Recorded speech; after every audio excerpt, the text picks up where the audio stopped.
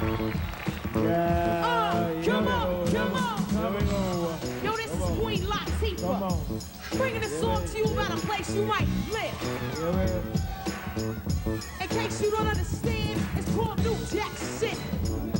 In case you still don't understand, I brought along a verb. You know what I'm saying? To kick the ballistics. Come on, come on.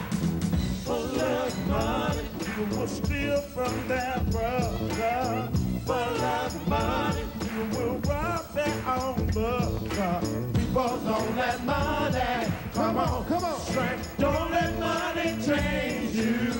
Almighty dollar, all you drink. People don't let money.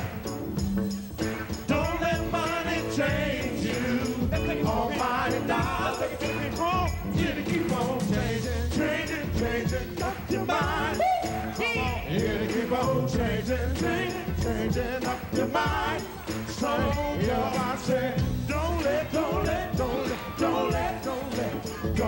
money change it. People, don't let money change you. Ladies and gentlemen, gentlemen and ladies, ladies and gents. As we saw, there was the late Gerald Levert mixed in there with the Robert Townsend show with Queen Latifah having, instead of Troop kick the ballistics, Levert kick the logistics. Ladies and gentlemen and ladies, we have some information for you. A lot of people have been trying to figure out how to get them bills paid because they got a lot of bills and they ain't making enough money because the system is set up and designed not to work with them, not to have them make a lot of money. Now I gotta go make me some hot chocolate, so while doing the video I have my headset on so you'll be able to hear me no matter where I walk. I haven't done it in a while, but now we're gonna be doing it that way. Ladies, gentlemen, the biggest problem with everything is a lack of understanding as to what's going on. You are not understanding, and it is so simple. So let's talk about it for a moment, huh? Because it ain't the love of money that you need to be concerned about. Because the love of money is the root of all evil. That's why they did the song, For the Love of Money. See, the love of money is the problem. It's not money. All right, now, what is money? You don't have to worry about that because that's not a concern. We live in an equity system. As we said yesterday, everything is equity. Equity is everything. Okay? Everything is equity. Equity is everything. We're not here to talk to you about what equity is. You have to do your own research and understand that everything is equity. Now, if everything is equity, trust, everything is trust. Trust is equity. Everything is contract. Contract is equity. Do you see that? It is so amazing. So, what are we doing here? Well, we're going to show you how the system works. Each one of you receive them bills in the mail, and them bills be piling up, and they be like screaming at you, and you be screaming back, and them bills be like, I can outscream you, and you be like, no, you can't. And then all of a sudden, in the end, the bills win. Kill Bill! So many of you are trying to kill them stupid bills. So how do you do that? Well, look, you've already known. You guys remember Nina, David and Nina? Well, David and Nina told you. I don't know what happened to David and Nina. Oh, they're in jail. No, I'm sorry, don't do that. I don't know what happened to them. Don't you sit up here and be negative like that, talking about somebody in jail when you don't know nothing, talking about what you heard. Okay, but David and Nina told you guys what you need to do. So we're going to tell you, and then we're going to explain to you how we have people who are doing this every day. Now, like I said, I'm making myself some hot chocolate, so I'll be back at the computer in a second, but I needs my hot chocolate because my hot chocolate needs me. Okay, me and my hot chocolate, we on the same page. On the same page, because I can do bad all by myself. And my hot chocolate, whew, let me just tell you, on a day like this, my hot chocolate is going to be mixed with some cookies. That's my breakfast. Oh, he's having hot chocolate and cookies. That's the most nutritious breakfast he could possibly make. Don't worry about my nutrition. All right, all the vegetables I done ate this week. This is my snack in the morning because I don't feel like eating right now. I am not hungry. Ladies and gentlemen, let's show you. I promise you this is going to be a game changer because why? We're going to give you a solution and a remedy at the same time. Now, what do we mean by solution and remedy? Many of you have been receiving bills and you don't know how to discharge it. You don't know how to clear it with the credit bureaus. Well, we're going to kill two birds, one stone. We're going to tell you how to do both at the same time. Okay? Nobody else is going to tell you this. So we're going to tell you the trick to the trade. The first thing you're going to do is you're going to recognize what a closed checking account is. A closed checking account remains open for set-off and adjustments. Now just keep that in mind for set-off and adjustments. Set it off on the left, y'all. Set it off on the right, y'all. Set it off. Come on now, set it off. If you don't know the song, YouTube it. Because that's what you're going to do. You're going to set that mother sucker off, okay? Now, you know a check. You're not going to write this one. This is just giving you a design of what a check looks like. You know a check. You got the name of the person. You got the street address. You got the city and zip. You got the name of the bank. Then you got the check number. Then you got the date. Now pay attention. 1, 2, 3, 4. Those are 4 requirements of a check. But you have to have what's known as the, let's make that a lowercase, the endorsement. Pay to the order of is the endorsement. Okay, this is the endorsement. But no, this is the endorsement. Shut up. This is the endorsement. You want to add the name of the company and you want to write in without recourse. You need to put a period because that's not part of the name. So you're going to put without recourse, then you're going to put the courtesy box. That's what this is called. 6, 7. Okay? 8, 9, 10. These are the 10 elements that are basic on every check. There are 7 elements that are required. There are 10 elements that are basic on every check. Pay attention. This is called a courtesy box. This is called a courtesy line. Okay? This is not the endorsement here. This is the endorsement. It needs an endorsement. This is a, pay attention, this is what's known as a specific endorsement. Okay? This is known as a restrictive signature. Why? Because we'll go through it and I'll explain it to you. Ladies and gentlemen, many people have been writing closed checking account items and they've been adding all kind of junk. You know, do not do this, you must do this, don't do that, don't go this way, you can't pass go unless you pass go. You know what I'm saying? Y'all ain't got to do all that. That is what this is telling you, not necessary. Okay? It seriously ain't necessary, but some of y'all making it necessary and we need y'all to quit making it necessary because it ain't necessary. All right? You ain't got to add none of that language. Why? In basic English, these companies know what a closed checking account is. We showed you the letter where they said they closed the account and then they made and applied an internal credit. This is exactly what you're telling them to do without actually saying this is what you need to do. Okay? They know what a closed account is. They understand what a closed account is. So there is no reason for you to be putting all that other language. All you need to do is put on the memo line for set off an adjustment. Why? Because no other account remains open for set off an adjustment other than a closed account. An open account is not there for set off an adjustment. Okay? An open account is there for discharge, dollar for dollar. But this is a closed account. It is used only for set off and adjustment. You don't have to explain that to anybody. Okay, what you do have to explain, pay attention. Okay, let's do the colon there. But anyway, pay attention, people. See, pay attention. Pay attention. When they send you that letter back, and you're going to get a letter back saying, hey, what the y'all think y'all doing? Don't be sending us this bullshit right here. We don't need this junk. We ain't accepting this. They're going to send you one of them letters. That this is, there are no funds in this account, the bank returned this item. You can do all, they can say whatever they want. Say, oh no, the bank can't return this item.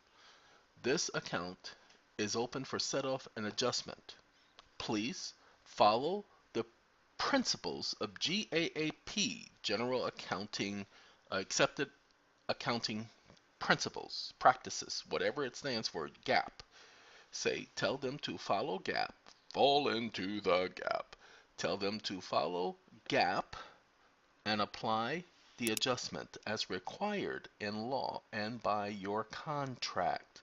But I don't want to say I have a contract with them. Of course you have a contract with them. Everything is equity, everything is trust, everything is contract. Of course you have a contract with them. Stop denying it. Step up to the plate, grab that bat, grab that ball, and say, hey, hold on, what y'all doing? We ready. I'm ready to play. Put me in, coach. You've already included on the set off and adjustment line. But let's say somebody wants to say you passed a bad check and all of this other stuff. Say, oh no, I didn't. You better go and take a look at the law. The law says that this was a closed account. And a closed account, now see, I put closed checking, but we know that closed checking is not the word. It's closed account. An account that remains open. So as long as that account remains open, you get to set off and adjust. So you can't make an addition to the account. So you can't deposit nothing into the account. But the account remains open so you can set things off. So look up the definition for set off and tell them that's exactly what my intentions were. That's exactly what I was doing. And by the way, this is done all the time. This is a general accounting acceptable practice. That's what GAAP is letting you know. It's what they do. Ladies and gentlemen, uh-oh, I'm so sorry that it timed out on me. It ain't supposed to be timing. Oh, I ain't connected. Well, we're going to connect later. Anyway, let's get back to this. Ladies and gentlemen, this is your endorsement. Pay to the order of the name of the company that you owe the amount to. Now, I'm not going to tell you this is going to work. Pay attention. We're going to give you a remedy. If they send you back that letter saying you still owe, and you want to use this for outstanding debts, you know, the ones where the debt collector, and I wanted you to test it out first. You know, the debt collector that's been trying to collect on your debt for 8 years, and you be telling that fool, I ain't responding to you, I'm not paying nothing, and they still be sending you that letter. This is the one you want to use on them, okay? And when you do it, you have to put period without recourse before you put the dollar amount. You put the without recourse on this because this is the endorsement line. You put it on the endorsement line. People. I know, but you were telling us to put it down here before. That's right, because it wasn't understood that this is a proper endorsement, that the endorsement is not the signature. We were believing at one point in time in the past that the endorsement was the signature. The endorsement is not the signature. The endorsement is the pay order. Pay to the order of. That's the endorsement. People, brother, sister, uncle, mother, cousin, super flagellistic. Anyway, this is the endorsement. So with this endorsement, you put that, then you put the dollar amount, then you write it out, $1,000 and no cents. You don't need to add nothing else. Everybody's adding all this other language. You ain't need to add nothing else. On the memo line, you put for set off and adjustment. Why? Because you are letting them know that this is a closed account. That's what this memo line is for. You're giving them a notice. Just like when you put the account number and everything, if you want to put the account number, you write the account number underneath this amount right here. Okay? Or you write the account number up here. But I wouldn't do that. I wouldn't write the account number here on this line because that's your endorsement line. The account number does not belong up here. I know some banks have told you to do that, but that's not a proper endorsement. That's called an incomplete endorsement. An incomplete, so they can construe it as a gift. You guys didn't see the video yesterday? Hold on. We got to put y'all on pause. Okay, we're going to tell it to y'all again because y'all didn't understand it the last time. In law, the law is nothing without equity. And equity is everything, even when there is no law. Those who understand the law through the eyes of equity, they see the law as it actually is. Now you can see the court as it truly is. If the court is not acting in equity, that means they're acting administratively and they are applying some aspects of equity, but they are expressing a trust. Now you're going to love this thing because the moment you bring up that there's a trust and you're there to express the trust, they're going to say, I don't see no evidence of a trust. Well, you don't need to see evidence of a trust. The law does not require you to see evidence of a trust. The lack of evidence of a trust does not mean that a trust does not exist. And the law does not require a trust to actually be presented in order for there to be evidence of a trust. A trust can exist without the other party knowing. So the court doesn't need to see evidence of a trust. You don't have to prove the trust exists. You just have to express it and just let them know, hey, I'm the beneficiary of the trust. And I am here in my natural capacity. I am here to express the trust, which means this court does not have the capacity to hear this matter because it involves a trust, a matter that has been placed in trust, which means it must be heard in equity. You don't have to do no appointment of no trustee or nothing like that. Okay, we're going to talk about that stuff later. Equity is truly the soul and spirit of the law. Positive law is construed. That's right, they get to construe positive law. Well, I believe it means this. But rational law is made by it. Rational law is equity. Okay? Positive law is construed, but rational law is made by it. Equity. Okay? Everything is equity. Now let's go, because you guys need to see this. If you guys don't do a proper endorsement, it is called an imperfect gift, and they can do whatever they want with it. And many of you have been doing this with your mortgages, and you didn't know that. You have to complete the gift, and many of you have not done that. Are you going to tell us how to do that? Not in this video. We're not. We're only talking about how to complete your set it off on the right, y'all. Set it off on the left, y'all. Set it off. Oh God, this man knows what he's talking about. This man just knows what he knows. He doesn't know anything more than that. Okay? Ladies and gentlemen, when you do your autograph, you have to specify what capacity you're in. You can do the authorized agent, you can do the settler, but you don't want to do it as trustee. Nope, but you do it as grantor, you do it as settler, you do it as authorized agent. You always want to put the capacity you're doing it in. Just like when a judge signs an order, they will say district court judge. They're telling you who they're signing it as. Just like when if you are in a case, you say as next friend of the defendant. Okay? To differentiate yourself from that character. Or as next friend of the plaintiff. Just that simple. Well, you need to have a license to practice law. Miss, I'm not practicing law. And I don't have to have a license to practice law because in order to have a license, that means the state has the authority to license the practice of law. Sorry, I'm not acting in commerce and I'm not receiving payment for my services on behalf of the defendant. So no, I don't need to have a license because what I'm doing is, I don't know. I do that from time to time. I just saw that. Okay, but anyway, I don't need a license to practice law. You don't need a license to practice law. If you're accepting compensation for it, then yeah, you need a license. Why? Because Congress can regulate it. However, if you're accepting compensation for your services, for your work, don't want to use the word services because they can regulate services. But if you're accepting compensation for your work and your time, you have the right to do that because every worker is due is higher. They cannot regulate that. But if you're making a profit, then they can regulate that. People got to understand these things. So, ladies and gentlemen, let's say they say, "Oh, we ain't accepting this bull crap. Set off an adjustment. We don't understand what that means."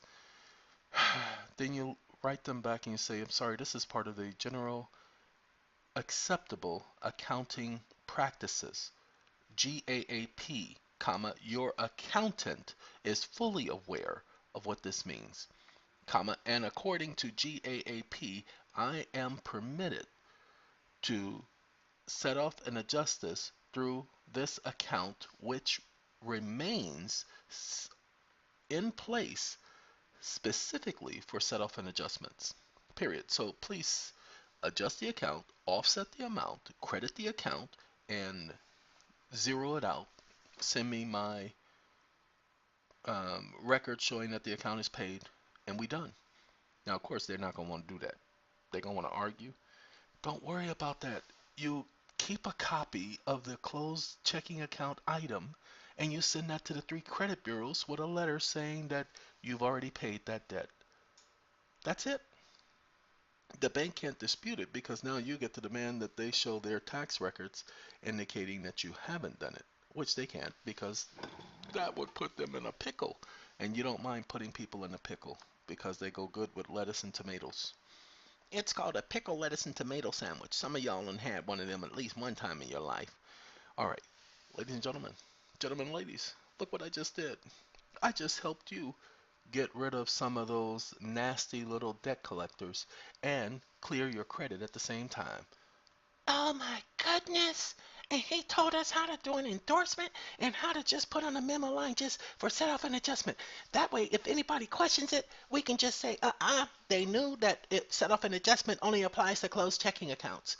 I mean, closed accounts. It only applies to closed accounts. It don't apply to nothing else. So it's a closed account, and we did it for set off an adjustment. It can only apply to that. So because the account remains open, we can do it. And there's no law that says we can't. And you can't tell us we can't do this because the law says we can. The definition says we can. So shut it up. Okay?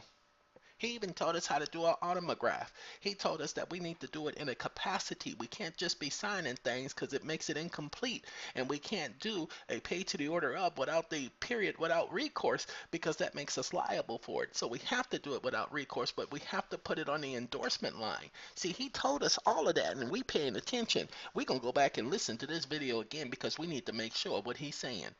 Ladies and gentlemen, gentlemen and ladies and gents, let's let Troop and Latifah take us on out of here. How many things have I heard you Robert say? Townsend, Don't let money change you. Come on, clap your How hands. many things? Ladies and gentlemen, don't let the system change you. Have a good day. Goodbye. Adios. Arrivederci.